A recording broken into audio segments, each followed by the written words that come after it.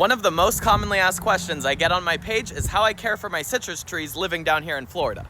Florida was once one of the best places you could grow citrus trees, but today it's a little more tricky. Back in 2005, one of the most deadly citrus tree diseases known as greening disease was discovered here in Florida for the first time. Citrus production has dropped more than 70%. Unfortunately, it's almost inevitable that your citrus tree will get greening disease if you live here in Florida. Even though there's no cure for greening disease, there are things you can do to increase your fruit production and prolong the tree's life with or without the disease. So today I'm going to share a couple of my tips. My first tip is choosing the right kind of citrus. While citrus greening can affect all types of citrus, things like lemons and limes that are more sour are less susceptible. The sour citrus that has done the best in my yard is called Calamundan, also known as Calamansi or a Filipino lime. And if you do choose to plant a sweet variety of citrus, be sure to get a variety that's been known to be tolerant of greening disease, such as this Sugar Bell Mandarin. My second tip is to plant in partial shade.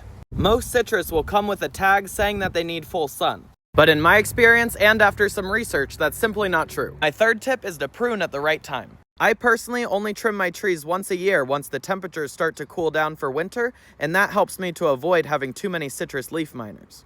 While the citrus leaf miners won't kill your tree, they do make it pretty ugly to look at and can stress the tree out, so it's best not to let them get out of control. And if you're trying to not use pesticides, the best way to control these is to prune off the branches once the cold snaps hit. Leaf miners love to attack the new growth on citrus trees before it has a chance to harden.